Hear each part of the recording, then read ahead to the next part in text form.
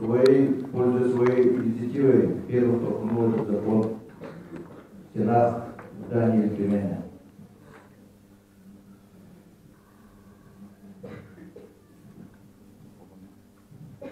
Спасибо.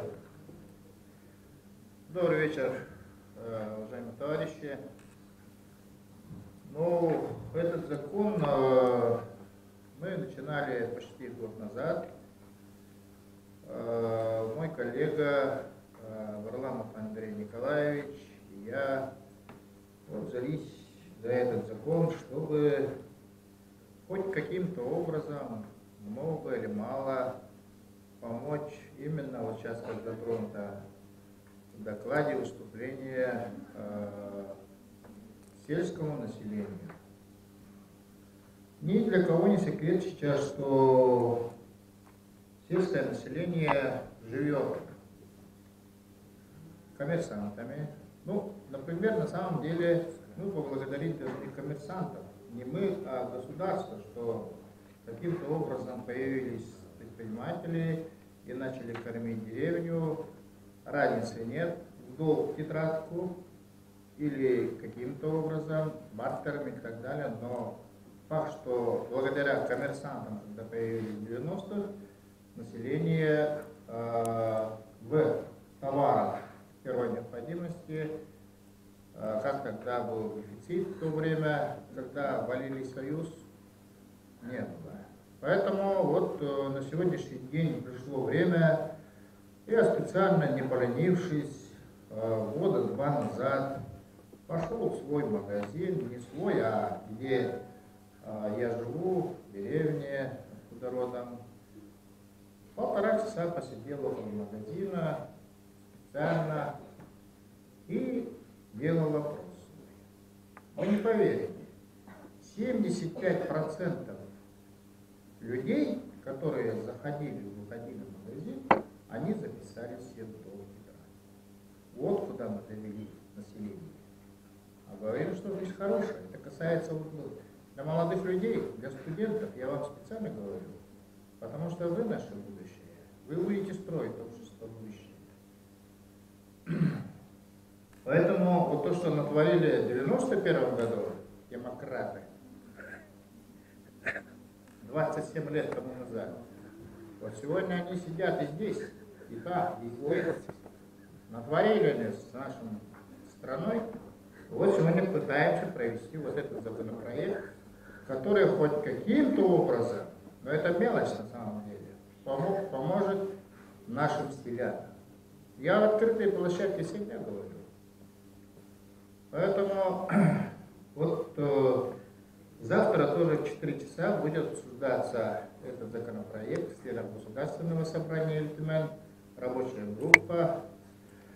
Если кто-то вот сильно владеет этим вопросом, прошу присутствовать. Приглашаем 321 кабинет А. Я вас пропущу, пользуясь своим депутатским мандатом. Пожалуйста, приходите. 4 часа. То, что сегодня вот этот закон востребован, и вот есть примеры, я не буду их приводить, в селах, где, ну, не могу сказать, что здравствует, но каким-то образом там на 3, на 4, может быть и на 10 рублей, каким-то образом удешевляет товары первой необходимости, которые мы каждый день потребляем, это хлеб, сахар, мука, там, крупа и так далее. Поэтому вот то, что сегодня есть необходимость принятия и необходимость обратить внимание потребительской кооперации, уже есть место быть.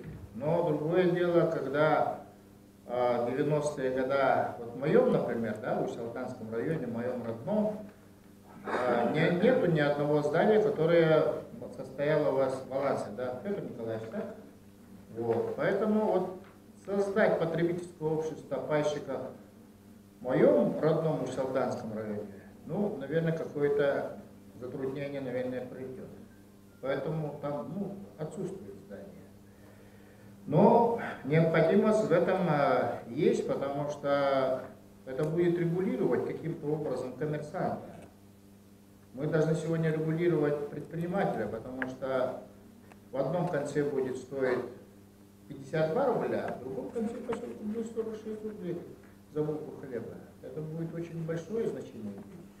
Потому что сегодня с плюсом, минусом мы покупаем у крестьянина или индивидуального предпринимателя за литр молока 45 литров, 45 рублей за литр молока. Но это никуда не хватает, потому что он всего тонну доит. И посчитайте, сколько он заработал за год. 10 коров, вот вся его заработная плата. Но это мало кто будет есть.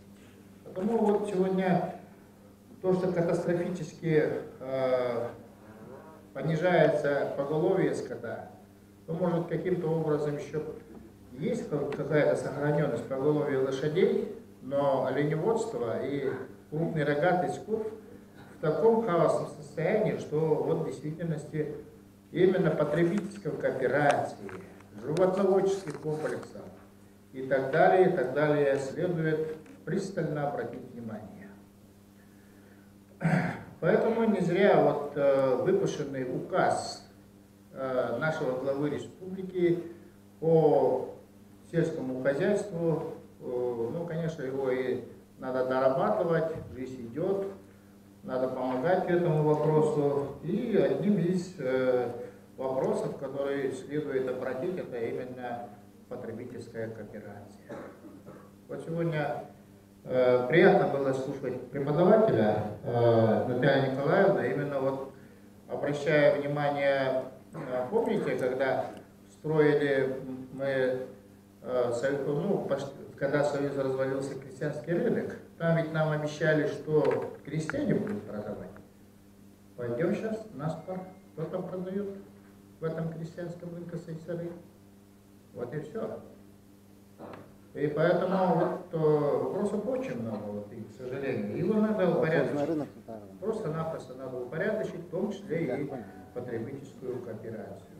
Ну, в силу отсутствия образования вот моего именно по кооперации, потому что тут нужны люди, именно имеющие образование вот в этой части, потому что там есть такая наценка, торговая наценка. Тут же много чего надо знать и понимать, потому что сегодня есть государственная поддержка. Если мы завтра получим, а нужны теперь будут госгарантии, имеется в виду там государственные кредиты, там они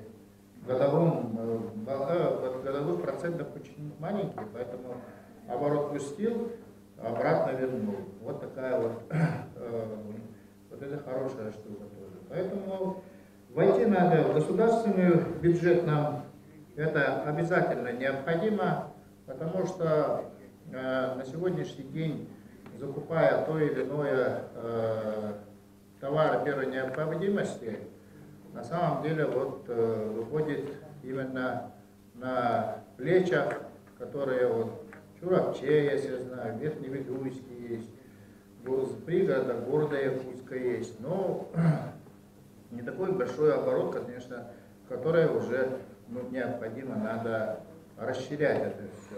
Но мое вот, например, видение по этому вопросу, все-таки через Министерство имущественных и земельных отношений надо будет пересмотреть вот эти здания, которые были на балансе потребительского общества «Полвоз», каким образом они попали в руки тому, кому не надо, потому что эти магазины стоят просто-напросто где-то.